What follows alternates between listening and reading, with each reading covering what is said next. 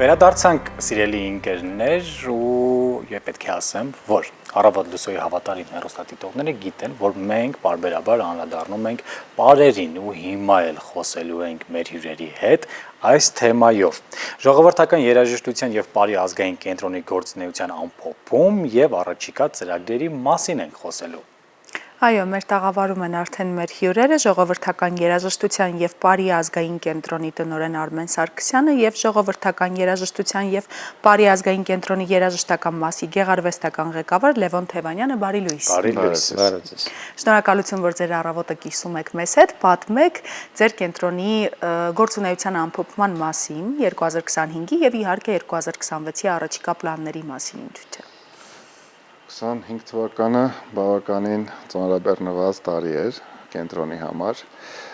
կարծում եմ գիտեք, կենտրոնում արդեն 22 թվականն է հիմնադրվել, մեր վաստակաշատ անսամբլները ներգրավեցին կենտրոնում, պետական, բարի պետական անսամբլը,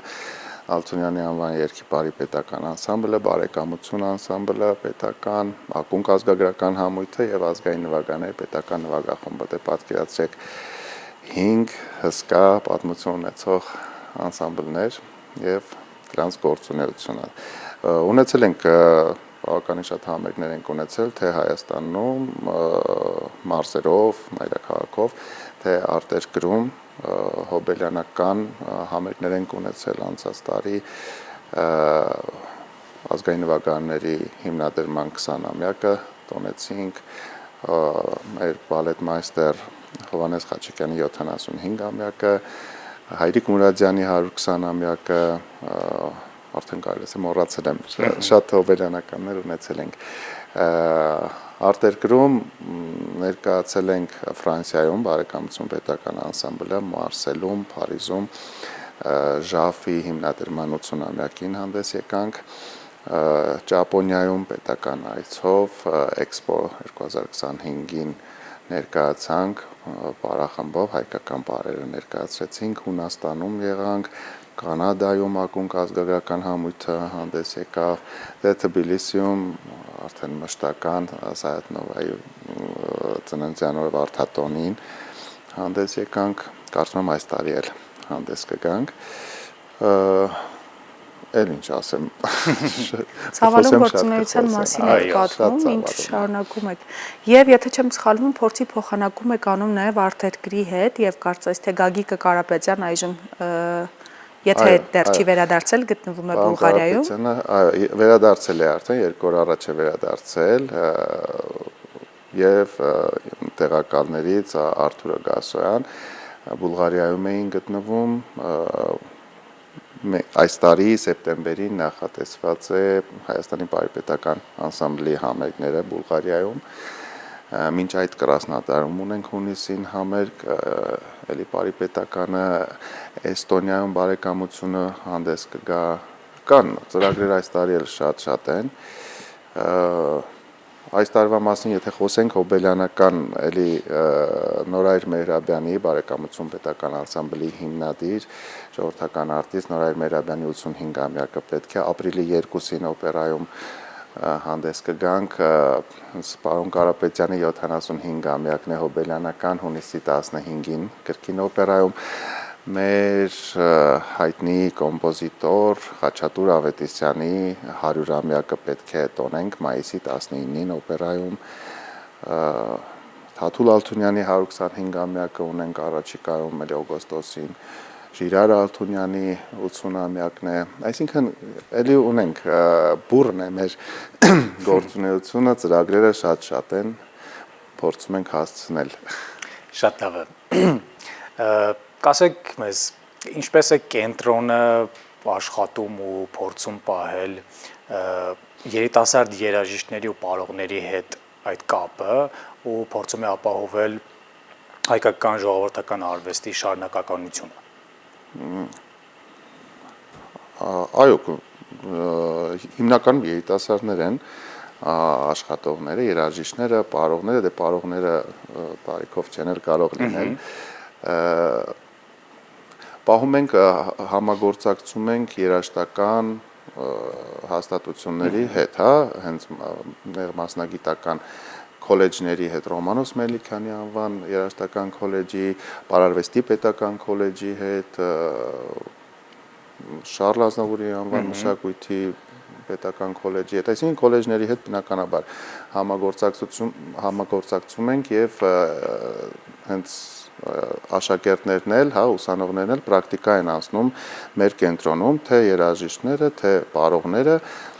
որից հետո լավագույնները բնականաբար մեզ են անհրաժեշտ ներգրավում են շարքերը։ Եթե փորձենք հարցն ընդհանրացնել, ինչպիսին է ժողովրդական երգի եւ բարի հանրային վարկանիշը մեր երիտասարդության մեջ։ Բավականին մրցունակ է դարձել, կարծում եմ։ Պարոն Թևանյանն էլ աշխատում է հենց երիտասարդների հետ շատ շփումը։ Կա այդ տենդենսը կա, մրցունակ է, ճիշտ է, ես համաձայն եմ, բայց նաև ես նկատում եմ երիտասարդության մեջ այն տենդենսը, որ իրանք ձգտում են դեպի, ասենք իրանք, չգիտեմ, էստրադայի մեջ, փոփ երաժշտության մեջ, ասենք ֆոլկլորային երաժշտություն ներառել այդ ամեն ինչի մեջ, վերցնում են այդ ֆոլկ երաժշտությունը եւ նորովի ներկայացնում են։ Մի հետաքրքիր տենդենս կա, ես նաև նկատել եմ, բոլորը ժամանակին լատինատար ենք, չէ, գրում SMS-ները։ Հիմա հետաքրքիր վիճակ կա, որ բոլորը սկսել ենք, ես էլ եմ ժամանակին գրել լատինատար, բայց հիմա հայատար, ու այն մարդիկ, ովքեր որ լատինատար են, իրանք էլ են արդեն անցնում։ Նաև նույն այդ, չգիտեմ, այդ նույն տենդենսը կա նաև ազգային մեղեդիներին վերաբերող, էլի,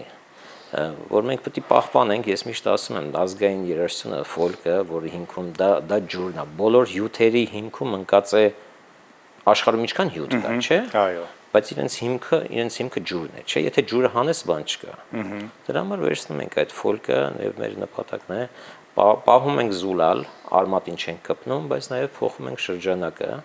դա, չգիտեմ, տարբեր մոտեցումով, մշակումներով, լուսային էֆեկտներով, մի խոսքով, փորձում ենք շրջանակը փոխելով, բայց արմատին չկպնելով ներկայացնել ազգային։ Բայց այս պահին այս ժամանակահատվածում դժվար է, չէ՞, ամեն դեպքում նոր սերնդին, չգիտեմ, գրավելով կամ ոնց մենք պետք է նոր սերնդին բերենք ու պահպանենք, որ պետք է շարունակել մեր ազգային երգն ու պարը։ Պետք է մենք փորձում ենք նորովի, նոր շնչով ներկայացնենք, էլի ինչպես ասեցի, արմատին չկպնելով, բայց դա հանրային աշխատանք է, դա բոլորիս աշխատանքն է։ Այո։ Մենք պետք է, ինչպես, ոնց է, ասենք, չգիտեմ, ջուրը, նոր ջրի մասն ենք, չէ՞, խոսում, ջուրը պետք է խմել, չէ՞, ասենք, դա կա բան չի, նույն պետք է, դա ասել պետք չի, դրա ռեկլամ չկա, չէ՞, նույն ծնողները, ես գտնում եմ, որ դա պետք է ոնց որ ընտանեկան ծրագրի մեջ, որտեղ մենք